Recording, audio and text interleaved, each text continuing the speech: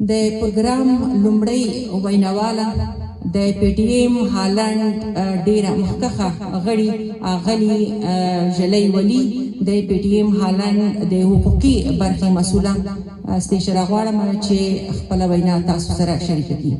اغلی جلی ولی.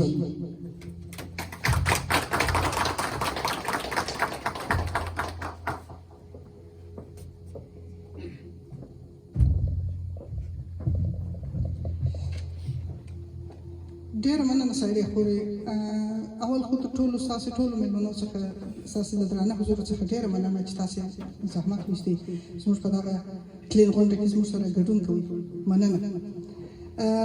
نن یو ځل بیا موږ د بل شهید د غورځنګ شهید د پښتنو شهید د قام شهید محمد ابراهیم پروفیسر محمد ابراهیم ارمان لوڼي په شپږم کلین بیا سره راټول شوي. دلته موږ د ارمان لوڼي په باب ډېرې خبرې وشوې، د هغه په شخصیت په باب، خو بیا هم زه پر څو نقطو باندې غواړم د هغه د شخصیت پر څو بودو باندې غواړم چې نظر واچوم او تاسو سره بیا دغه مطرح کړم. ارمان لوڼي زموږ ستاسې د زموږ ستاسو لپاره ارمان لوڼي یعنې هره انساني ټولنه په انساني ټولنه کې داسې اشخاص شته چې هغه د هغه ټولنې روح او روان کېدلی شي. ارمان لوڼي زموږ ستاسو لپاره زموږ ستاسو د ټولنې یو روح او روان او یو ډېر وسیع او ډېر مختلف بودونه یې د شخصیت درلودله. ارمان لوڼي په خلاصه کې که درته ووایم چې استاد و فرضاً، شاعر و، سیاسي مبارز و، خیاط و، په کور کې دننه د ټولو خلکو سره یو فوق العاده او بې اندازې لوړ انساني روابط ساتله، نه یوازې په کور کې، په ټوله محل کې چې د ژوند کاوه. او یو بود چې موږ ته حتی چې په اروپا کې ژوند کوو موږ ته باید د شخصیت دغه بود ډېر مهم وي. هغه دغه دی چې د چلند د ښځو سره فرضاً د چلند د یو دومره لوړ او عالي بصیرت درلودی د ښځو د حقوقو په باره کې چې لکه یو ډېر متمدن انسان یا هغه انسانان چې ډېر په هغه باندې مصارف شوي او د دغه ځای پورې رسېدلي او دغه بصیرت یې پیدا کړي. خو ارمان لوڼي ته خدای تعالی دغه بصیرت په خپله خدایي سره تحفه ورکړي وو، ځکه چې څنګه چې ده په خپل شاوخوا ښځو کې چې فرضاً ما د ده د کورنۍ سره خبرې کړي دي په دې باب چې ده سره کم چلند درلودی د خپلې مور سره فرضاً د خپلې خور سره د وړاندې لوڼي رامخته کولو ته یا سیاست ته راوستلو ته حتی دغه سوال نه و چې فرضاً دا وکړو دا کار کې ونه کړو. د دومره بې شایبې تلاشونه د دپاره کړي دي چې ټوله خویندې تحصیل یې فرضاً د سوال لاندې نه وي چې یو کور تحصیل وکړي که ونه کړي. په ټولنه کې ګډون د سوال لاندې نه وي چې آیا دا ګډون وکړي که ونه کړي. دا هغه بصیرت دی چې د سوال د درجې لوړ دی چې فرضاً ته غواړې چې خپله خور یا خپل شاوخوا کې خلک په ټولنه کې رادمخه کړي. اول دا سوال وشي چې ته به د ټولنه به څه فکر کوي، پلانۍ به څه فکر کوي، د دوی برداشت به څه شي. دا موضوع یعنې د ارمان لوڼي مبارزه په مبارزه کې دا اول دوهم دریم قدمونه دا حل و. دا د خدای تعالی یو ډېره غټه تحفه و چې موږ تاسو سره کړې وه. او متاسفانه چې پنجاب په ډېر ظلم، په ډېر استبداد او په ډېر قباحت دغه شی زموږ د لاسه واخیستې.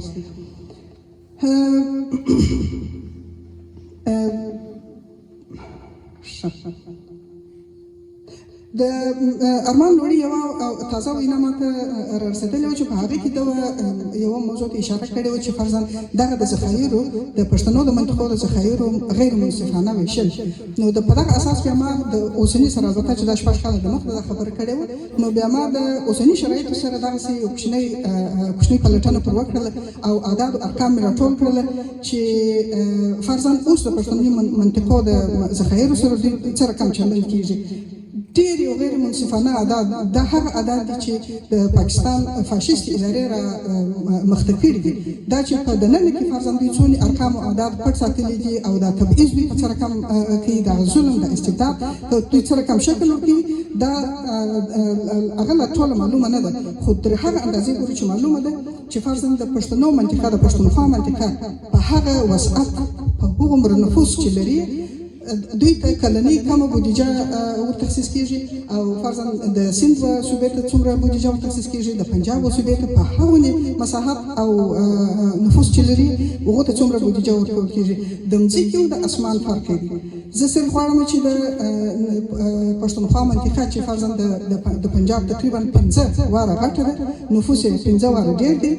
د پنجاب د پاره کلنۍ بودیجه 2 بیلیونه ډالر ده، دغه دولتي بودیجه البته، او د پښتونخوا لپاره 1.8 بیلیونه ډالر ده. هغه هم بالاخره په صادقانه شکل نه مصرفېږي، هغه په هغه شکل مصرفېږي چې د دوی د عملیاتو، د دوی د دغه تخریبي سیاستو په لاره کې دوی په دغه بودیجه هغه دغه کوي، هغه فاینانسوي د خپل سیاستونه. نو تر اوسه پورې د پنجاب سیاست یا د پنجاب اداره موږ تاسې هغه خپل واقعي ځای ته چې ویل لرو په منطقه کې خپل خلک فرضاً د خپل د تبعې یا فرضاً په ځای چې دوی ژوند کوي هغه حقوق ته موږ نه پرېږدي په هېڅ وجه. په هر رقم، په هره لحظه او په هره کچه او په هر پوړ کې موږ تاسو ته مشکلات جوړ کړي دي. اوس فرضاً په مورنۍ ژبه تحصیل په اواخرو کې اجازه ورکړې ده، مګر د مورنۍ ژبې تحصیل سره خو نو مکتبونه او د انفراستراکچر هم باید موږ ولرو، مکتبونه ولرو، پوهنتونونه ولرو، اکاډمیکې ادارې ولرو، هغه نشته هلته. نو خو بالاخره پښتانه یا د پښتني کورنیو اولادونه بالاخره مجبوره کېږي چې پنجاب ته ولاړ شي د تحصیل دپاره.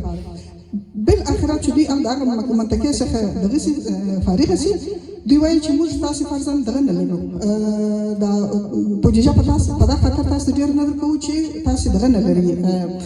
یو رقم د فرضاً یو اقتصاد دی چې پر دغه باندې ولاړ دی، پر کار او پر او چې پر کار باندې ولاړ دی، بل اقتصاد پر دانش باندې ولاړ دی چې نالج اکانومي ورته وایي. دوی ورته وایي چې تاسې نالج اکانومي نه لري. نو موږ نالج اکانومي د کومه کوو چې په پښتني مناطقو کې پوهنتونونه نشته، لوړې اکاډمیکې منابع نشته، دا خو موږ نشو پیدا کولی.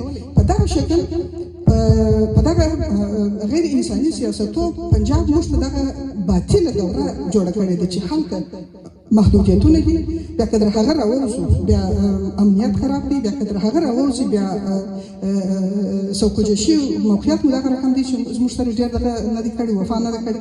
یعنې په هر حال کې موږ تاسې د دغه سیاستو قرباني یو، او دغه موږ ته ارمان لوڼي را په ګوته کړي وو دغه نقطې، د هغه باید کبل مو هیڅ شی نه په وس پوره، دا باید موږ په مسلسل شکل بیا هر حال راوسپړو چې دغه فرضاً پنجاب ادارې دا بیا څه شي کړي دي، په دې خاطر چې د دوی سیاستونه په هر پوړی، په هر دوره، په هر دغه کې د پښتنو او د تقریبا د ټولو لږکیو مخالف دي، بیا مخصوصا د پښتنو چې دوی د پښتنو څخه یو مخصوص حراس لري. نو په دغه خاطر پښتانه دوی ډېر پرمختګ ته نه پرېږدي. نو زما خبرې د مقام د راویښېدو په خاطر دي چې ارمان لوڼي موږ کلونه دغه بصیرت یې موږ ته راکړي دي. موږ باید ادامه پسې ورکړو د ده ولاړې ته، اگر چې فکر نه کوم چې د ده په اندازه موږ په دغه قوت ادامه ورکولی شو، خو بیا هم چې خپل بندګي کوښښ وکړو، هغه نقطې چې ده را په ګوته کړي دي چې پر هغه نقطو باندې راوګرځو هر کال او ویې ګورو چې فرضاً د اقتصادي، سیاسي، ټولنیز پرمختګونه او داسې نور د دغه څخه موږ خپلې مبارزې ته شکل ورکولی شو، د غورځنګ په ګټه، د پښتون قام په ګټه استفاده ځنې کولی شو. نو ستاسو توجه څه مننه، باقي ویناوال به سره